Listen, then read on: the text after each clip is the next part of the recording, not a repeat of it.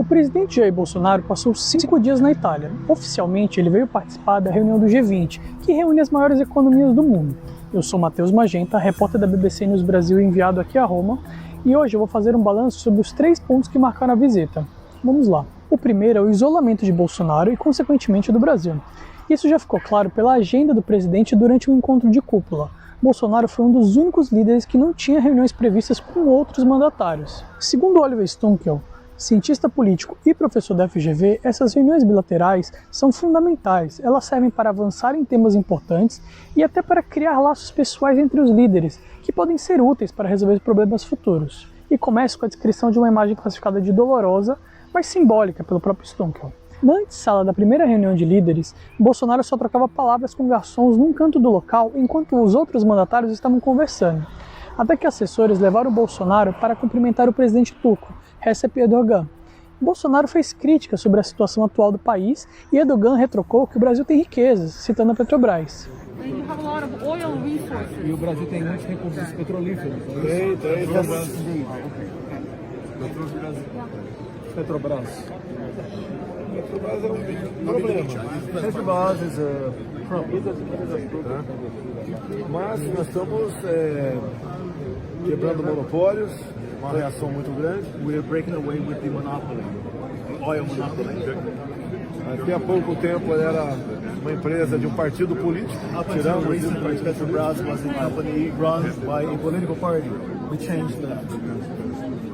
Depois disso, Bolsonaro conversou brevemente com outros líderes, e esses breves encontros foram captados pelas câmeras de sua equipe. Mas reunião bilateral de alto nível não houve. O fato do Bolsonaro não ter muitas reuniões bilaterais é um sintoma do isolamento diplomático do país, mas acaba agravando ele também ainda mais. O programa do Bolsonaro é um reflexo desse isolamento. Ele está passeando em Roma e vai para o vilarejo dele por falta de alternativas, basicamente. Ele foi para Roma porque mesmo algumas dessas fotos, né, são tiradas com outras lideranças, etc., para quem não acompanha a questão, sugerem que ele está bem conectado. Tem umas fotos ele, enfim, saudando o Erdogan, o Modi, etc. Isso é importante para sustentar essa narrativa dos seus seguidores, né, em dizer que a imprensa mente, que na verdade o Bolsonaro é admirado pelo mundo, etc. Esse isolamento de Bolsonaro não é exatamente novo. Há várias possíveis explicações, mas um ponto extremamente sensível é a atual política ambiental do Brasil. E ela é marcada e chega ao mundo não só por políticas e palavras, mas também por dados concretos de aumento de queimadas e desmatamento na Amazônia. Isso tudo, segundo especialistas, põe o Brasil na berlinda. E não só diplomaticamente, aumenta o escrutínio, por exemplo, sobre exportações de carne, de soja. Uma outra explicação para esse isolamento do Brasil, de Bolsonaro, é a postura do presidente na pandemia. O jornal italiano La Repubblica, por exemplo, ressaltou que a cúpula de líderes do G20 deste ano foi marcada pela volta dos apertos de mão, que tinham sido banidos durante a pandemia. Mas nem para todo mundo, ressalva a publicação. O primeiro-ministro italiano, Mario Draghi, estendeu a mão para cumprimentar diversos líderes do G20. Mas, segundo a publicação, abre aspas, não para o presidente Bolsonaro, que disse que será a última pessoa no Brasil a se vacinar. Afinal, ele acredita que as vacinas causam a AIDS, algo dito por ele em um vídeo que as redes sociais nos deram a graça de censurar. Segundo aspecto relevante dessa visita, um presidente já em campanha, eu mencionei nesse vídeo que não houve encontro oficial com outros líderes de governo. E a maior parte da visita de Bolsonaro à Itália foi marcada por encontros com apoiadores, durante caminhadas e cerimônias. No dia de sua chegada à capital italiana, o presidente brasileiro driblou a imprensa pela porta dos fundos da embaixada e saiu para caminhar pelas ruas de Roma. Ao longo do percurso, cumprimentou apoiadores, visitou loja, parou para provar comidas e posou para muitas e muitas selfies. Tudo acompanhado de perto por câmeras e microfones de sua equipe, que distribuía rapidamente esse material nas redes sociais. Mas no segundo dia de caminhada, ela não foi tão tranquila assim. Bolsonaro foi xingado e vaiado nas redondezas da embaixada brasileira. O mandatário brasileiro foi chamado de genocida e incompetente quando voltava de mais um passeio, dessa vez na região do Vaticano, que fica dentro de Roma. À medida que as vaias e os xingamentos foram se intensificando, apoiadores de Bolsonaro se aproximaram dali e começaram a gritar "mito, mito", e o presidente, visivelmente irritado, deixou de tirar foto com esses apoiadores e apressou o passo rumo à embaixada.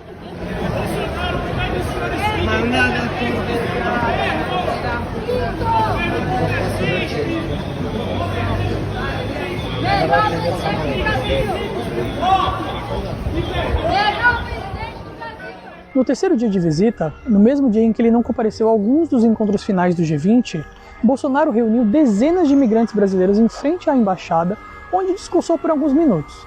O presidente se defendeu de acusações à sua gestão da pandemia e fez críticas à imprensa e à CPI da Covid. Enquanto isso, ele era filmado da janela da embaixada por integrantes de sua comitiva, entre eles seu filho, o vereador do Rio de Janeiro, Carlos Bolsonaro. Depois de sua fala, o presidente decidiu caminhar pelas ruas do centro de Roma. Foi quando um tumulto começou. Jornalistas de diversos veículos brasileiros, entre eles a BBC News Brasil, tentaram se aproximar do presidente para questioná-lo sobre diversos assuntos. Por que você não vai para a COP, presidente?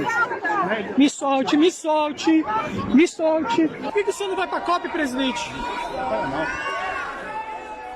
O papel da imprensa é servir de porta-voz da sociedade, questionando autoridades sobre o que fazem, como embasam suas decisões, com o que gastam, entre outras tantas perguntas, como: por que o senhor não vai ao encontro do clima na Escócia? Ou como evitar possíveis danos com a prevista greve de caminhoneiros? Seguranças italianos e brasileiros deixavam apoiadores de Bolsonaro se aproximarem dele, mas empurraram, seguraram e chegaram a agredir jornalistas que tentavam fazer o mesmo, ou que simplesmente caminhavam no entorno tentando fazer perguntas.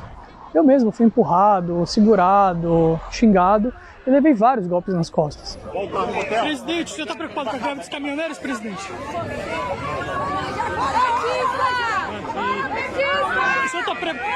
O senhor está preocupado com a greve dos caminhoneiros, presidente? Por que o senhor não vai para a COP, presidente? Me solte, me solte, me solte. No mesmo dia, o presidente deixou de ir ao encontro final do G20. Inclusive, ele não está presente na simbólica foto que reúne líderes ao final do encontro. E ele não explicou por quê. Afinal, a visita à Itália tinha o G20 como objetivo oficial, e não caminhadas em Roma com simpatizantes. Terceiro aspecto da visita: protestos. A visita de Bolsonaro começou a receber críticas na Itália antes mesmo da chegada do presidente ao país. Tudo porque um pequeno vilarejo no norte da Itália, Anguillara Veneta, decidiu conceder o título de cidadão honorário a Bolsonaro, porque um bisavô dele nasceu ali. A prefeita da cidade, Alessandra Bozo, disse ter pensado, abre aspas, nas pessoas do meu país que migraram para o Brasil e construíram uma vida até chegar à presidência, levando o nome de Anguillara Veneta para o mundo. Mas a homenagem gerou críticas de parte da população local, manifestações de grupos de esquerda e até mesmo de representantes da Igreja Católica. Houve inclusive um princípio de confronto entre manifestantes e forças de segurança em Pádua, vizinha a Anguillara Veneta, durante a visita de Bolsonaro. A Diocese de Pádua falou em constrangimento com a visita, se recusou a receber oficialmente o presidente brasileiro na Basílica e citou a sua principal crítica: a gestão de Bolsonaro na pandemia de Covid-19. As acusações da CPI da Covid, entre elas de que o presidente teria cometido crime contra a humanidade, foram publicadas por grande parte da imprensa italiana. Bolsonaro e o ministro da Saúde, Marcelo Queiroga, refutam todas as acusações e até fizeram piadas sobre elas em reunião com o diretor-geral da Organização Mundial da Saúde. O ministro da Saúde disse rindo que iria para a Haia com Bolsonaro, em referência ao Tribunal Penal Internacional em Haia, que pode até julgar as denúncias da CPI da Covid. Mas eu sou o único chefe de Estado do mundo que está sendo investigado.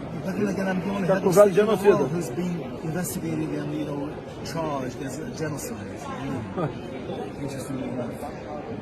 É a política, né?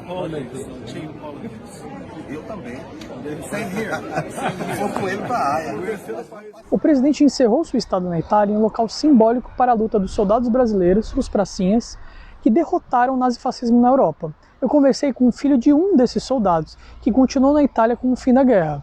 Ele cuida do monumento em Pistoia.